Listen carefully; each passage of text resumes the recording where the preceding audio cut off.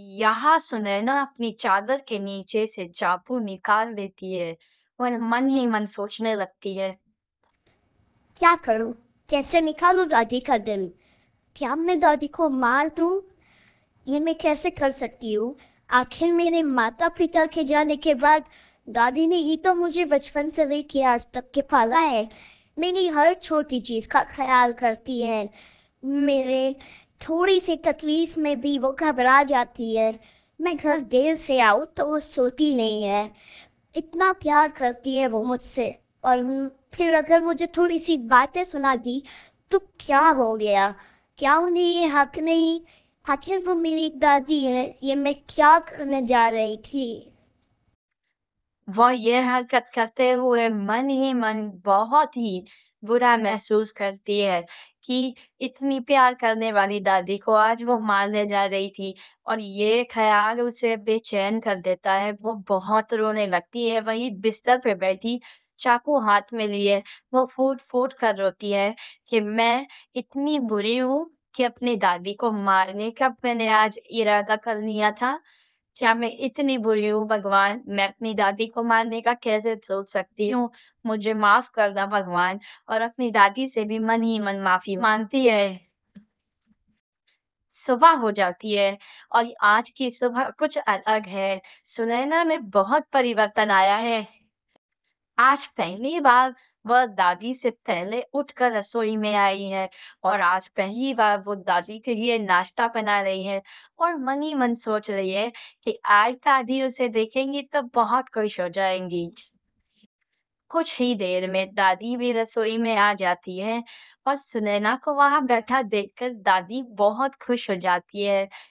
वे उसे वहां पे देखकर मन ही मन मुस्कुराने लगती है और उसे कहती है।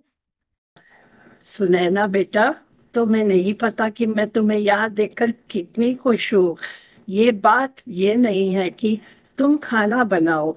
बात ये है कि मैं चाहती हूँ कि मेरे बाद तुम्हें खुद को संभालना आ जाए, क्योंकि मुझे हर वक्त यही चिंता खाई रहती है कि मेरी आंखें बंद होने के बाद में तुम्हारा क्या होगा। मेरे अलावा तुम्हारा है ही कौन बेटा, इसीलिए। इस पर सुनैना दादी से कहती है। जी दादी जी, आप बिल्कुल भी फिक्र ना करें। अब मैं अपने कामों को अच्छी तरह से समझ गई हूँ। मैंने आपको अभी तक के जितना भी सताया है उसके लिए मुझे माफ करना। आगे से मैं सारी चीजों का ख्याल रखूंगी। दादी को नाश्ता देने के बाद सुबह सुनैना फिर से वही उसी जंगल की ओर चल पड़ती है, नट्टू और खट्टू से मिलने के लिए। वह अपने मन ही मन ये सोच लेती है कि आज वह नट्टू और खट्टू को बता देगी कि उसे अपने जादुई सपने सच नहीं कराने, वो अपनी दादी को नहीं मार सकती। वो घबराते-घबराते जंगल पहुँच जाती है, डरते हुए ही सही, पर वो नट्टू और खट्टू को ढूँढने लगती है। सुनैना को देखते ही नट्टू और खट्टू दोनों प्रकट हो जाते हैं और वे कहने लगते हैं। क्या हुआ सुनैना? क्या बात है? तुम अपनी दादी का दिल नहीं लाई? क्या तुम्हें अपने जादुई सपने सच नहीं कराने?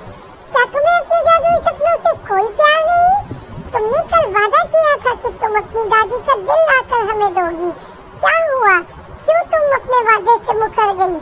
तुम्हें इसकी सजा जरूर मिलेगी। तुम्हें ऐसा नहीं करना चाहिए था सुनैना। तुमने बहुत बड़ी गलती कर दी है। हमसे अगर कोई वादा करे और उसे पूरा न करे तो उसे इसकी सजा भुगतनी ही पड़ती है। तुमने बहुत बड़ी गलती कर दी है सुनैना। नट्टू और खट्टू की सारी बातें सुनकर सुनैना बहुत घबरा जाती है और वही खड़ी-खड़ी फूट-फूट कर रोने लगती है और उन दोनों से कहती है। देखो, तुम्हें जो भी सजा देनी है दे दो, पर मैं अपनी दादी को नहीं मार सकती। कल तुम दोनों की बातों में आकर मैंने अपनी दादी को मारने की कोशिश की। तभी मुझे पता चला कि मैं उनसे बहुत प्यार करती हूँ और मैं उन्हें कभी नहीं मार सकती। उसे रोता देख नट्टू और खट्टू जोर-जोर से अपने पंख हिलाने लगते हैं और उसे कहते हैं। अरे अरे चुप हो जाओ। हम तो मजाक कर रहे थे। तुमने जो किया सही किया। वे उसे कहते हैं, यदि तुम अपनी दादी का दिल ले आती तो आज तुम्हें यहाँ पर चुड़ैल तुम्हारे सामने प्रकट होती और वो तुम्हें जादुई सपनों की दुनिया में नहीं, किसी तहखाने में भेज देती। पर क्योंकि तुमने अपनी दादी को नहीं मारा है, तो अभी तुम्हारे सामने जल परी जी प्रकट होंगी और वरदान देंगी। देखते ही देखते वहां जल परी जी प्रकट हो जाती है। सुनैना उन्हें देखते ही रह जाती है और नट्टू और खट्टू कहते हैं, जलपरी की जय हो, जलपरी की जय हो, जलपरी की जय। जल परी जी सुनैना को देखकर कहती है, देखो लड़की, मुझे तुम्हारे बारे में सब कुछ पता है। कैसे तुम अपनी दादी से नाराज होकर कल इस जंगल में आई और कैसे नत्थू और खट्टू ने तुम्हारी जादुई सपनों को सच करने के लिए तुम्हारी दादी का दिल मांग लिया। लेकिन मुझे तुम्हारी ये बात बहुत पसंद आई कि तुमने लालच को पीछे छोड़ अपने सपनों को सच करने की बजाय अपनी दादी का दिल बचाया। तुमने अपनी दादी को मारकर खुदगर्जी को नहीं अपनाया। तुमने अपनी दादी की जान बचा ली, चाहे उसके लिए तुम्हें अपने जादुई सपनों को भी क्यों ना छोड़ना पड़े। फिर भी तुमने अपनी दादी की जान बचाई। ये बात मुझे तुम्हारी बहुत अच्छी लगी और इस बात से प्रसन्न होकर मैं तुम्हें वरदान देती हूँ कि आज के बाद तुम अपनी दादी के साथ अपनी उसी जादुई नगरी में, अपने जादुई सपनों की दुनिया में अपने दादी के साथ सारी जिंदगी खुशी खुशी वही रहोगी। इस जंगल से बाहर निकलते ही तुम सीधे अपनी उस जादुई दुनिया में ही चली जाओगी और ये नट्टू और खट्टू तुम्हारे साथ ही उस जादुई नगरी में रहेंगे। ये हर वक्त तुम्हारे साथ होंगे। तुम्हें कभी किसी चीज की कोई कमी नहीं होगी वहां पर। और अगर कोई कमी होगी तो नट्टू और खट्टू मुझे बुला लेंगे। मैं हर काम तुम्हारा कर दूंगी। तुम्हें वहां पे किसी चीज की कमी महसूस नहीं होगी। इतना कहकर जल परी जी वहां से चली जाती है।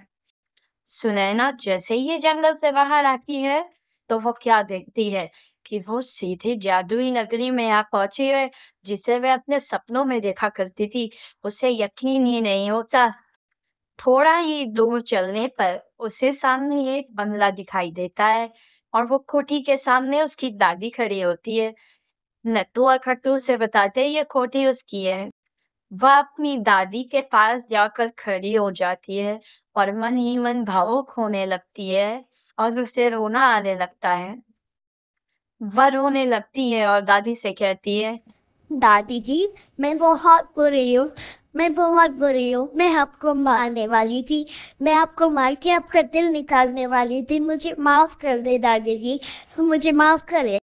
तभी नट्टू और खट्टू दादी को बताते हैं। वे कहते हैं कि दादी जी, सुनैना बिल्कुल भी बुरी नहीं है, वो बहुत अच्छी है।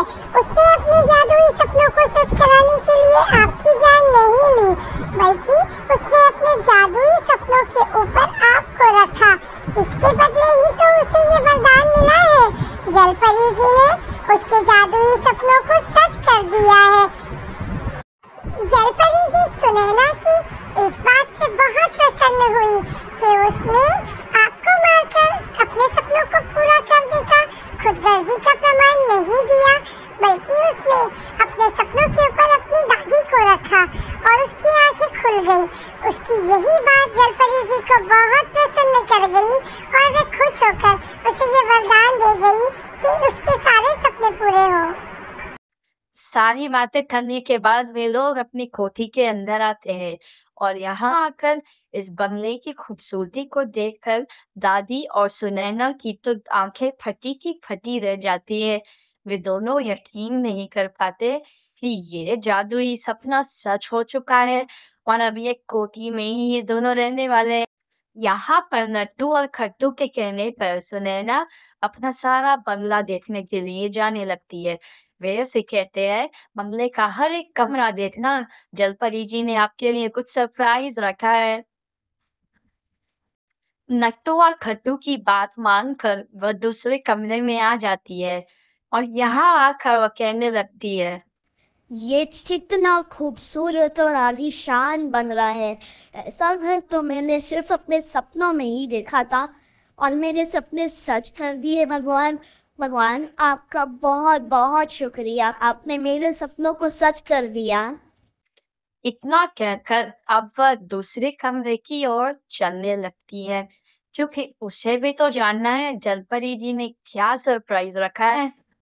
अब वह बेडरूम की तरफ आती है और इतना आलीशान बेडरूम देखकर वह मन ही मन अपने आप से ही कहने लगती है, इतना खूबसूरत है यहाँ सब कुछ कि मुझे यकीन नहीं हो रहा। मुझे तो अब भी लगता है जैसे ये भी मेरा एक सपना ही हो, और अभी सुबह होगी और मेरी आँख खुलेगी और मुझे पता चलेगा कि ये एक सपना था। लेकिन नहीं, ये सपना नहीं है, ये हकीकत है, ये सच है। भगवान जी, मैं आपका कितना धन्यवाद करूं। अब वह वहां से चलने लगती है, मन ही मन ये सोचते हुए कि आखिर जलपरी जी ने उसके लिए इन सब के बाद भी और क्या सरप्राइज रखा होगा। इतने में ही वो तीसरे कमरे की ओर आ जाती है और इस कमरे में आते ही वो देखती है कि सामने एक राजा खड़े हैं, कमर में तलवार, सर पे पगड़ी, और उन्हें वो देखती ही रह जाती है और इसी तरह से राजा भी सुनैना को देखते ही रह जाते हैं। कुछ ही देर में नट्टू और खट्टू वहां आ जाते हैं और वे कहने लगते हैं, तो बताओ सुनैना, तुम्हें जलपरी जी का ये वरदान कैसा लगा और ये सरप्राइज कैसा लगा? इसीलिए तो हम तुम्हें हर एक कमरे में जाने को कह रहे थे, यही तो तुमसे बताना था। राजा जी की जय हो, राजा जी की जय हो, राजा जी की जय हो, राजा जी की जय हो, राजा जी की जय हो। नट्टू और खट्टू की सारी बातें सुनने के बाद फिर से एक बार सुनैना भावुक होती है और कहने लगती है, मुझे समझ नहीं आता आखिर भगवान जी मेरी किस बात से प्रसन्न हुए। मैंने तो कभी कोई ऐसा अच्छा काम नहीं किया कि भगवान जी मुझसे खुश हो, फिर भी भगवान जी ने मेरे सारे सपने सच कर दिए। मुझे तो यकीन ही नहीं होता। तभी वो जादू नगरी के राजा सुनैना से कहने लगते हैं कि देखो सुनैना, मैं नहीं जानता तुम कौन हो, कहाँ से आई हो, पर मेरे लिए भी तुम एक वरदान ही हो। तुम किसी वरदान से कम नहीं हो। मैं भी तुम्हें पाकर उतना ही खुश हूँ जितना कि तुम मुझे पाकर खुश हो। और हाँ, मैं तुम्हें बता दूं कि विवाह की सारी तैयारी हो चुकी है। 2 दिन बाद ही हम दोनों का विवाह है। क्या तुम इस बात से सहमत हो? क्या तुम ऐसे खुश हो? तुम्हें कोई आपत्ति तो नहीं? नहीं नहीं, मुझे तो कोई आपत्ति नहीं। मैं तो आपको पाकर बहुत खुश हूँ। मैं तो आपको पाकर अपने आप को इस दुनिया की सबसे भाग्यशाली लड़की समझ रही हूँ। बस हाँ, मैं चाहती हूँ कि आप एक बार मेरी दादी जी से मिल लें। मेरी दादी जी आपको पसंद कर लेगी, फिर उसके बाद मुझे कोई एतराज नहीं। इतना कहकर वे दोनों एक दूसरे का हाथ पकड़कर एक दूसरे की ओर देखते हुए कुछ देर के लिए बस वही खड़े हो जाते हैं। वे दोनों एक दूसरे को पाकर बहुत खुश होते हैं। वे दोनों यहाँ से चल पड़ते हैं दादी जी से मिलने के लिए। सुनैना राजा को दादी से मिलवाने के लिए बहुत उत्साही है और यहाँ दादी जी के पास दोनों पहुंच जाते हैं। दादी भी इन्हें देखकर बहुत खुश हो जाती है। दादी अपने जगह से उठकर इनकी ओर चल के इनके पास आती है और इनसे कहने लगती है, संसार के हर माता पिता अपनी बेटी के लिए राजकुमार जैसा वर चाहते हैं। वैसे ही मैंने भी अपनी बेटी के लिए राजकुमार जैसा ही वर चाहा था, पर मुझे क्या पता था कि इस गरीब बूढ़ी दादी की पोती के लिए भगवान जी सही में राजकुमार को भेज देंगे। बेटा, मैं तुम्हें बता नहीं सकती कि तुम्हें अपनी पोती सुनैना के साथ खड़ा देखकर मैं कितनी खुश हूँ। दादी की सारी बातें सुनने के बाद राजा जी दादी से कहते हैं, देखिए दादी जी, जिस तरह आप सुनैना की दादी है, अब उसी तरह आप मेरी भी दादी है।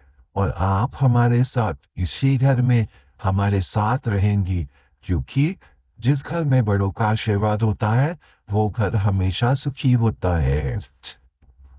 वे दोनों दादी जी से आशीर्वाद लेते हैं। 2 दिन बाद दोनों का विवाह हो जाता है और एक शाम वे दोनों ठीक उसी तालाब के किनारे बैठे होते हैं। जिसे सुनैना अपने सपने में देखा करती थी और सुनैना को अपने सपने में इस तालाब के किनारे बैठना बहुत पसंद था। आज वो उसी तालाब के किनारे अपने राजा के साथ खुशी-खुशी बैठी है। तो दोस्तों, बताओ इस कहानी से हमें क्या सीख मिलती है? तो मैं आपको बताती हूँ, मोरल ऑफ द स्टोरी ये है कि अपने सपनों को पूरा करने के लिए कभी भी हमें ऐसा कोई काम नहीं करना चाहिए जो गलत हो। गलत काम करने से सपने अगर पूरे भी हुए तो वो सही नहीं होगा। और हाँ, सही रास्ते पे चलकर सही काम कर कर जब हमारे सपने पूरे होते हैं तो उसकी खुशी भी अलग ही होती है। तो इसी कहानी के साथ हमें ये सीख मिली है कि अपने सपने पूरे करने के लिए हमें कभी भी गलत रास्ते पे नहीं जाना चाहिए, हमेशा सही रास्ते पे रहना